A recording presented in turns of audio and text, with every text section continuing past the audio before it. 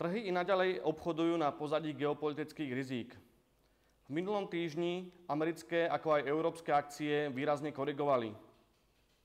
V piatok však medzi investormi zavládal optimizmus a akciové indexy dokázali vymazať svoje štvorťdňové straty. V tomto týždni očakávame viaceré dôležité makrodata. Medzi tie najdôležitejšie, na ktoré budú investori sústrediť svoju pozornosť, budú ohlasovania makrodát o raste ekonomiky, respektíve o hrubom domácom produkte za druhý kvartál z viacerých krajín eurozóny, ako napríklad z Nemecka, Francúzska, ale taktiež eurozóny ako celku.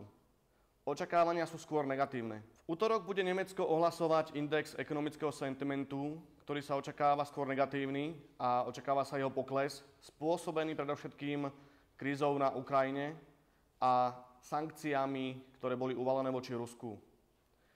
V tomto týždni sa budú zverejňovať aj údaje o inflácii z Talianska, Nemecka, Francúzska a za eurozónu ako celok, ktoré by mali ukázať ďalšie smerovanie menovej politiky Európskej centrálnej banky.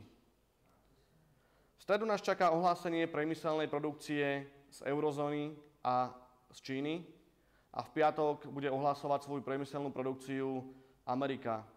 Očakávame, že by v Amerike mala priemyselná produkcia mierne vzrásť, a to vďaka expanzii, predovšetkým v ropnom sektore. V stredu budú v Amerike ohlasované dáta o maloobchodných tržbách za mesiac júl, ktoré by mali zaznamenať mierny nárast, a to o 0,3%.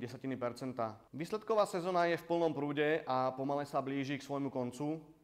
V tomto týždni očakávame výsledky ohlásené od viacerých spoločností, medzi ktorými bude ohlasovať svoje výsledky aj spoločnosť Cisco Systems, Walmart Stores, Chrysler, Prudential, energetické giganti E.ON a RWE, ThyssenKrupp, Gazprom a Estée Lauder.